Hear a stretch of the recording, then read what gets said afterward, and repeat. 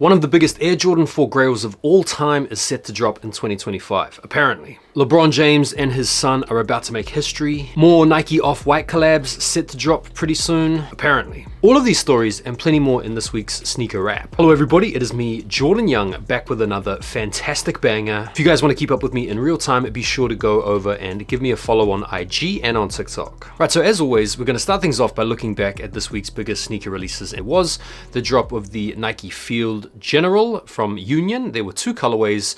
The Union exclusive, which was the Guava colorway, and just going onto the Union website, these are pretty much sat in most sizes. There was also an orange colorway as well, which is sat in a full size run. I think it's pretty safe to say this sneaker was not particularly desirable. Also had the Nike Air DT Max OG, the Deion Sanders joints. These have been incredibly popular with those of you out there old enough to remember Deion Sanders, predominantly aged in the 30 and above category. There was also this week the release of the Jordan 1 Trophy Room Lows, the home colorway.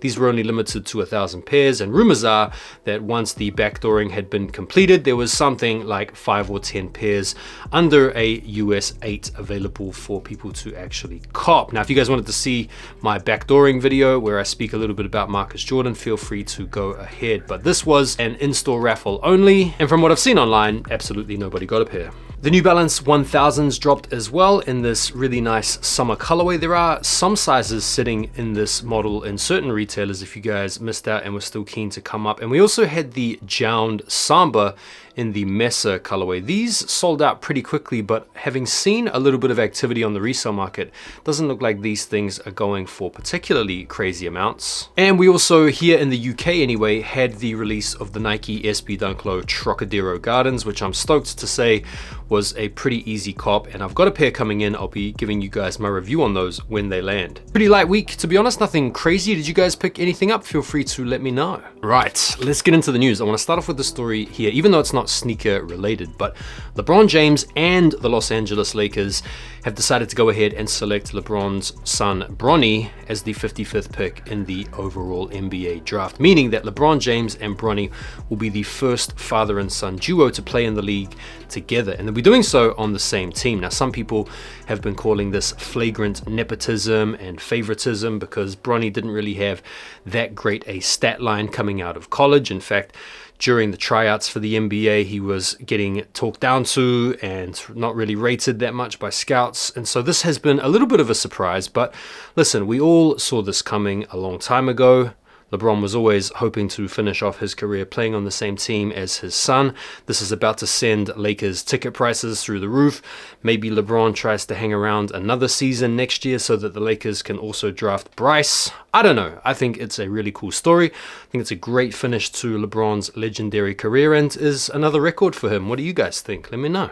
The big story of the week, at least in my opinion, was this. This is a very salacious rumor, and listen, this could be cap, this might not be true, although everybody seems to be reporting on it and talking about it, but the Air Jordan 4 Undefeateds are rumored to be coming out next year, and if you've been into sneakers for a while, you'll know exactly why this is huge and this is significant. If you don't know why there's so much hype around this shoe, allow me to elucidate. These first came out in 2005, and it was the very first collaboration between Jordan Brand and anybody, so it's significant in that respect. Obviously, the colorway is beautiful as well. This was like the Travis Scott colorway before Travis Scott came along, and this beautiful olive and orange combo. They even have like the aged midsole before the aged midsole was a thing. And there were only 72 pairs with maybe like a handful of friends and families out there. So these have been regularly selling for like 15K, 20K, 30K and upwards. And so if you paid something like 20 odd K for this pair and you saw this rumor this week, you would have been thinking, bro, I am cooked. Now, of course, without much to go on, it's unclear whether or not this is going to be a reissue of the original collab, so whether or not these are going to feature the removable patch on the tongue with the rare air underneath, the Undefeated co-branding, or whether or not Jordan Brand are just going to bring back this particular color scheme. I'm not sure, But listen, if this rumor is true, I am extremely excited because this is one of those sneakers that I have long dreamed of owning. It's a holy grail, and if they're coming back out next year, we will finally have the opportunity to grab a pair. So what do you guys think? Are you happy to see these types of collabs come back, or do you think they should just stay special? Feel free to let me know. Are we going to be getting more Nike off-whites next year? Well, if you guys have been following some of the big pages on IG, then you've probably been led to believe so, but I personally think that this is cap.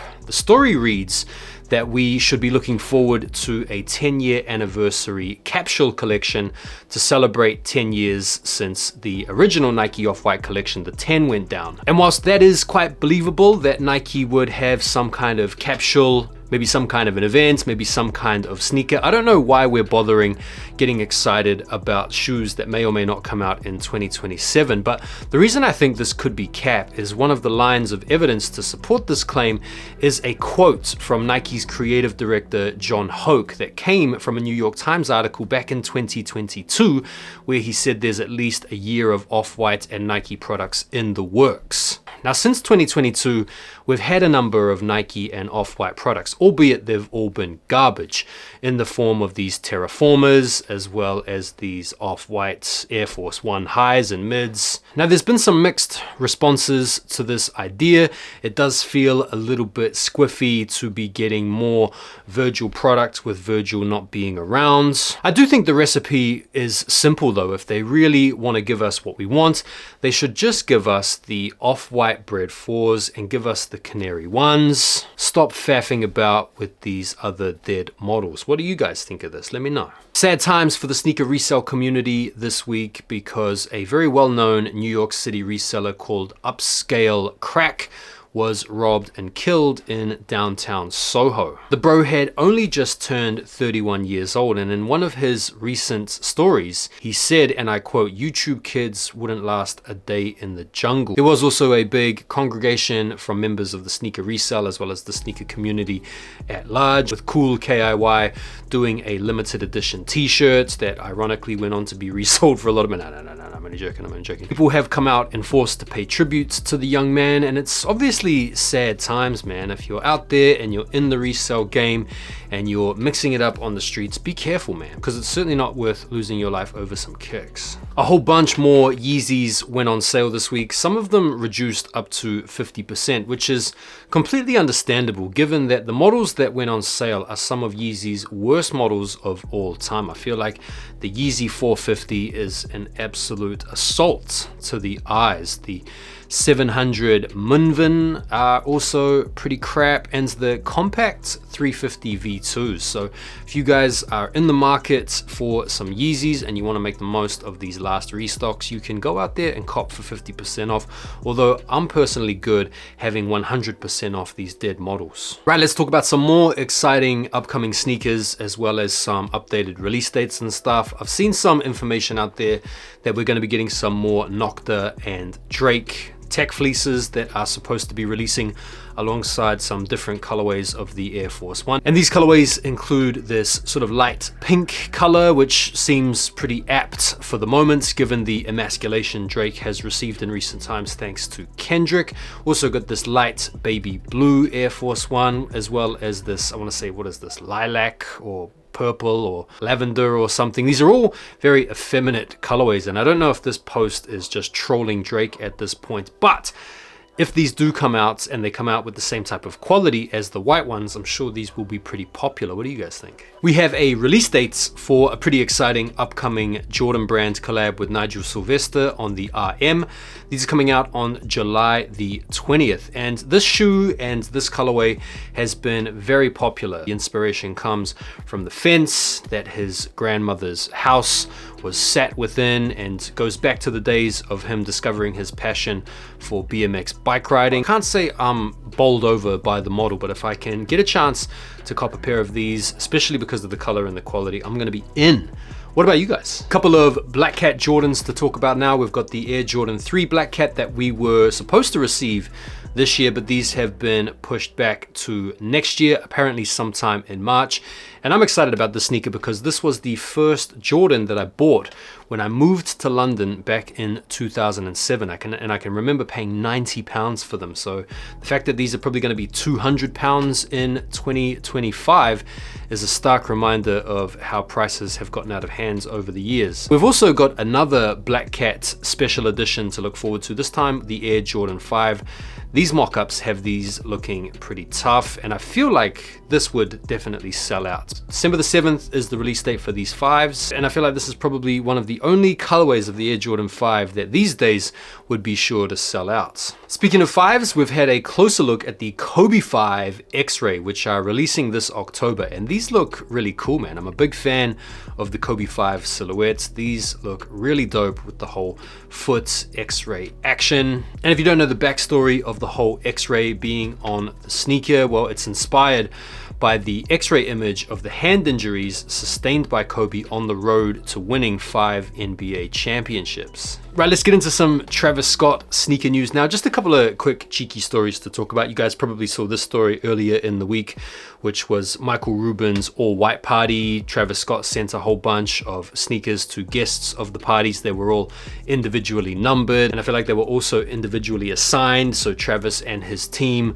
know which person got which numbered shoes, so that if any of these end up on the resale market, he'll be able to know which particular person sold their pair. Now, I don't think this is really a big deal, considering the salacious rumors out there that Travis Scott's own team are in the habit of backdooring Travis's own sneakers. And if you guys wanted to see my video that I posted about backdooring sneakers, I posted one yesterday. You guys should go and click on the video above. These are pretty average though. I mean, look, it's an all-white Travis One Low. Who really cares? Staying with the Travis Scott theme, we had our first look this week at the triple Mocha Travis One Lows. These are shit. These are the worst ones yet. I'm not feeling these. These are desperately in need of some kind of a contrast panel somewhere. These probably would have been quite nice had they just changed up the color of the midsole. I don't know what's going on with the thought process. Remember last year they said that the Travis One Lows were going to stop, and here we are with the tap on its seams at full stream. I feel like these are the worst ones yet. What do you guys think? They're kind of giving these the 350 Yeezy treatments, oversaturating the colorways, but of course they're going to sell out. Everybody's going to love them. And will I still go for them? Yeah, probably. Although I don't think I'd be inclined to keep these. I'd probably trade these. What about you? Last bit of Travis news. This week we saw the Kill Shot 2 Phantom sell out on the Nike website within an hour. And as you guys can see here, this sneaker has pretty much just taken all of the IP of the Travis One Low Phantom and then chucked them on this Kill Shot model, which pretty much look exactly the same. Now, it's not uncommon for brands to take a signature sneaker or a collaboration sneaker and then make a very similar model or use a very similar style of color blocking and then mass produce it to capitalize on the popularity of the former model. We see this all the time, and this is a good strategy from Nike. And I suppose if you've got this Kill Shot on and you squint a little bit, you're really not going to be able to tell the difference. A little bit of SB update information. We've had a little bit of an update with the Paris SB Dunk Low, which are supposed to be coming out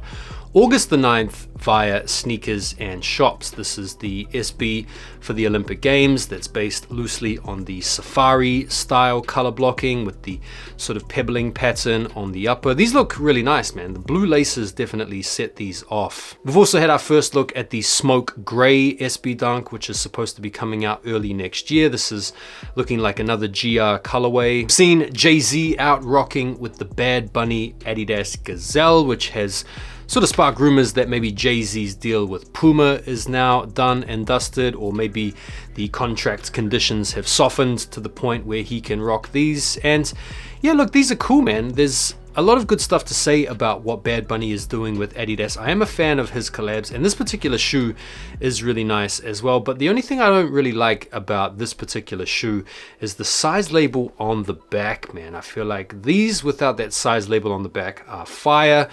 Get that thing off there, man. So you guys might have seen pictures of the LeBron 21 doing the rounds. They look pretty nice. It's a nice natural evolution from last year's shoe.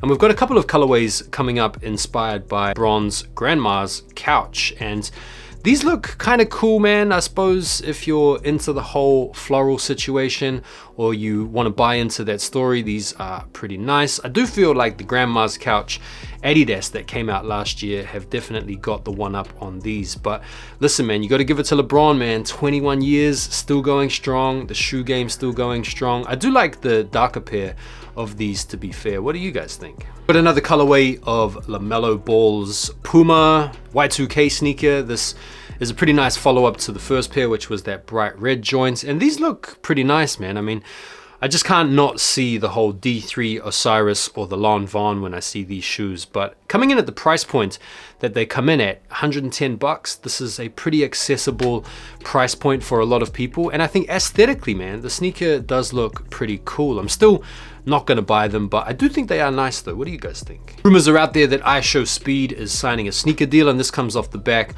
of a little interaction he had online where he was saying he was gonna be retiring his foam runners. I don't really watch any streamers, although I know who Speed is through social media and stuff like that. I know he's very famous for rocking his foam runners, but the rumors are he is going to be signing a deal because he said on this live stream that he is going to be retiring his foam runners and he's got something in the works. So could he be signing a deal with someone specifically? He be coming out with his own thing? Who cares? And that is it for this week's episode. I was going to talk about some of the biggest sneakers upcoming this week, but I am actually going to be bringing out a video in the next couple of days talking about all of the sneakers to look out for in July. So stay tuned for that one. Make sure you guys are subscribed to the channel, and make sure you guys also go over and drop me a follow on IG and TikTok so you can keep up with me in real time. Thank you guys as always for taking the time to watch the video. I really appreciate your support on the channel. Do me a favor and like the video before you bounce, and I will see you on the next one. Take care for now, and peace.